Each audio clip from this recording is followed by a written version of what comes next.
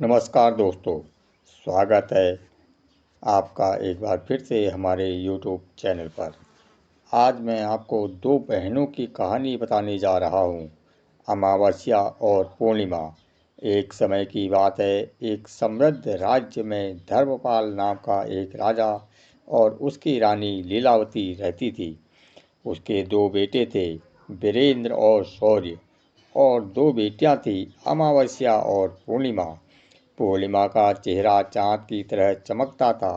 सुबह से शाम तक वह भगवान शिव की पूजा करती, गरीबों को खाना खिलाती, तुलसी के पौधे को पानी देती और अपने माता पिता की पूरी श्रद्धा से सेवा करती। वह बहुत धार्मिक थी और घर के सभी काम पूरी लगन से करती थी। दूसरी ओर अमावस्या शाही विलासिता की शौकीन थी। वह अपना पूरा दिन सजने संवरने, नौकरों पर चिल्लाने और धार्मिक अनुष्ठानों का मजाक उड़ाने में बिताती थी। उसे प्रार्थना, पूजा या किसी भी काम में कोई दिलचस्पी नहीं थी। इन मतभेदों के बावजूद पूर्णिमा के सौम्य और दयालु स्वभाव के कारण दोनों बहनें एक दूसरे से बहुत प्यार करती थी।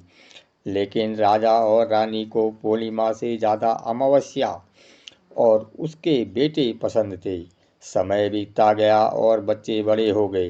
राजा ने पहले अपने बेटों की शादी कर दी, फिर बेटियों की बारी आई।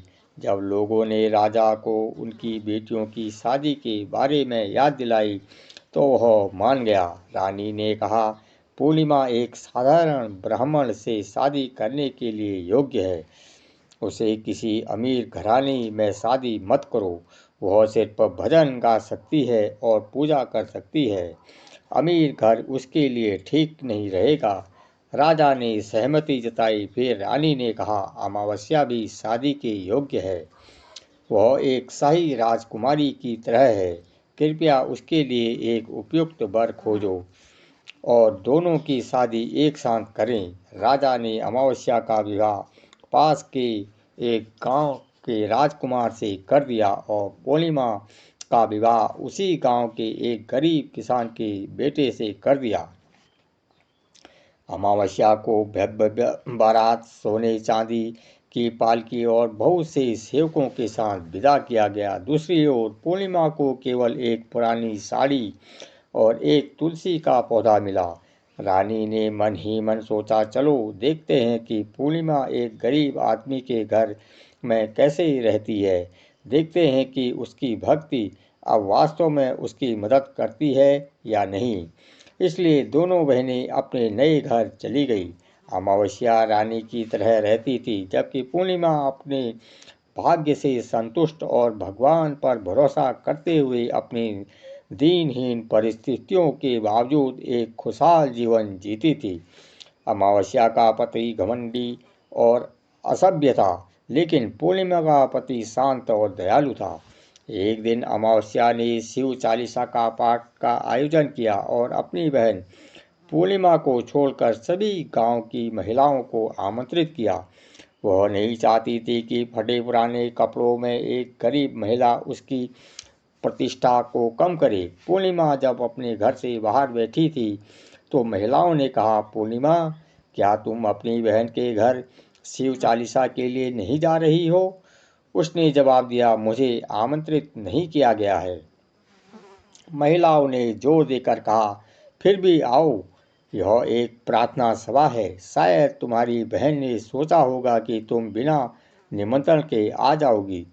उनकी बातों से प्रभावित होकर पूर्णिमा भी उनके साथ चली गई। लेकिन जब अमावस्या ने उसे देखा तो वह गुस्से से बोली, तुम बिना बुलाए यहाँ क्यों आई हो?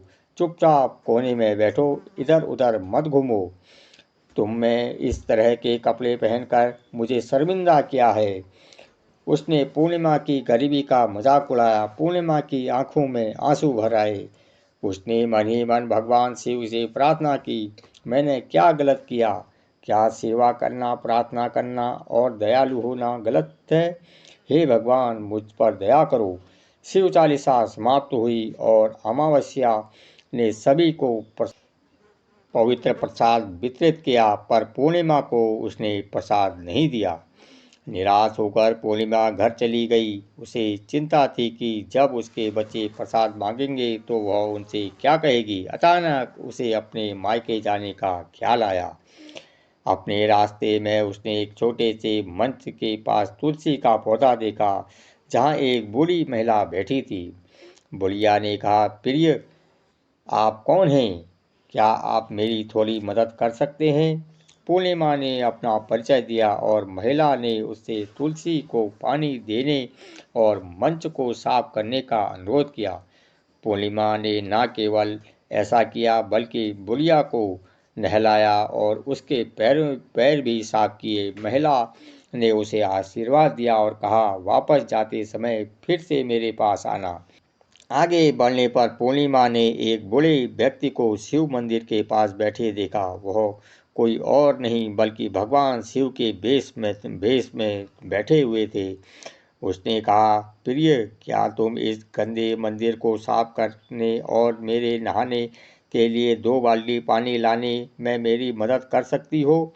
मेरा शरीर अब बहुत थक गया है। पूर्णिमा ने खुशी खुशी मंदिर साफ किया, भगवान शिव की पूजा की, पानी लाया और आगे बढ़ने से पहले बूढ़े व्यक्ति की सेवा की। बाद में वह एक काली मंदिर में आई, जहाँ देवी काली एक बूढ़ी महिला के रूप में प्रकट हुई। मंदिर गंदा था। महिला ने कहा, लोग यहाँ पूजा करते हैं लेकिन इसे कभी साफ नहीं करते, कृपया मदद करें। पूर्णिमा ने मंदिर की सफाई की, माँ काली का श्रृंगार किया, पूजा अर्चना की, बुढ़िया को नहलाया और आगे बढ़ने से पहले उनका आशीर्वाद लिया। आखिरकार वह एक नदी के किनारे पहुंची, जहां एक और बुढ़िया बैठी थी और कोई और बल्कि देवी गंगा। उसने भी मदद मांगी और पूर्णिमा ने उनकी प्रेम पूर्वक सेवा की। आखिरकार वह अपने मायके पहुंची। उसकी भाभीियों ने उसका गर्मजोशी से स्वागत किया और उनके आने का प्रस्ताव पूछा। वे सभी एक साथ काम करती थी, एक साथ खाती थी और आनंदपूर्वक बातचीत करती थी। अगली सुबह जब पूर्णिमा जाने वाली थी तो एक भाभी ने उसे लाल साड़ी दी और उसे सुंदर ढंग से तैयार होने में मदद की। एक अन्य ने उसे वापसी के लिए सामान से भरा एक थैला दिया। वापस लौटते समय वह फिर से गंगा माँ से मिली। गंगा माँ ने उसे एक थैला दिया और कहा, यह भारी है, जब तक तुम घर नहीं पहुँच जाती इसे मत खोलना। फिर काली माँ, शिव और तुलसी महिला ने भी उसे थैले दिए। जब पूर्णिमा घर पहुंची तो थैले खोले तो उसने पाया, पहले थैले में कपड़े और भोजन, दूसरे थैले में सोना और चांदी, तीसरे थैले में धन, चौथे थैले में अनाज, पांचवें थैले में महंगे वस्त्र। अब पूर्णिमा के पास वह सब कुछ था जिसकी उसे जरूरत थी। एक दिन उसने सोचा, चलो मैं भी शिव चालीसा का आयोजन करती हूँ। उसने अमावस्या सहित सभी को आमंत्रित किया। जब अमावस्या आई तो वह पूर्णिमा के पास मौजूद धन को देखकर चौंक गई। उसने पूछा, तुम्हें यह सब कैसे मिला? पूर्णिमा ने जवाब दिया, जब तुमने मुझे अपनी चालीसा से आमंत्रित नहीं किया तब भी मैं आई, लेकिन तुमने मेरा अपमान किया फिर भी अपने माता पिता से मिलने गई और रास्ते में सभी की सेवा की। मुझे जो मिला वह सब भगवान का आशीर्वाद था। अमावस्या ने सोचा, मैं भी ऐसा ही करूंगी, इसलिए वह भी अपने माता पिता के घर चली गई और अपनी बहन से उसे डांटने और प्रसाद लेने से मना करने को कहा। रास्ते में उसे वही दिव्य प्राणी मिले जो फिर से बूढ़े लोगों के रूप में प्रकट हुए और मदद मांगी। लेकिन अमावस्या ने उनसे कहा, मैंने महंगे कपड़े पहने हैं, मैं ये कपड़े गंदे हो जाएंगे, इसलिए मैं यह काम नहीं करूंगी। उसने जिन लोगों को मना किया, तुलसी माँ, भगवान शिव, काली माँ और गंगा माँ, सभी नाराज हो गए। जब अमावस्या घर पहुंची तो उसकी भाभीियों ने उससे आलस्य और मजाक कराया। उस रात उसने खाना खा के सो गई और सुबह उसने शिकायत की, किसी ने मुझे ऐसा थैला नहीं दिया जैसे तुमने पूर्णिमा को दिया है। उनकी भाभी ने जवाब दिया, तुम्हारा थैला रास्ते में तुम्हारे पास पहुंच जाएगा। वापस आने पर सभी दिव्य प्राणियों ने उसे थैले दे दिए, लेकिन जब उसने घर जाकर उन थैलों को खोला तो केवल ये मिले, एक में गंदगी, दूसरे में पत्थर, तीसरे में सांप और बिच्छू। अमावस्या रो पड़ी, मुझे कुछ नहीं मिला, मेरी बहन को सब कुछ मिल गया। वह दौड़कर पूर्णिमा के पास गई और पूछा, मुझे कुछ क्यों नहीं मिला? पूर्णिमा ने धीरे से उत्तर दिया, क्योंकि तुमने किसी की मदद नहीं की। तुमने उन्हीं देवताओं का अपमान किया जिनकी मैंने सेवा की। तुम्हारे अहंकार ने तुम्हारा आशीर्वाद को नष्ट कर दिया। रोते हुए अमावस्या ने माफ़ी मांगी, बहन, मैंने तुम्हारे साथ गलत किया है। अब मैं भक्ति और सेवा का पालन करूंगी। पूर्णिमा के ने कहा, इन तीनों सिद्धांतों का पालन करो। हमेशा दूसरों के प्रति दयालु भाव रखो।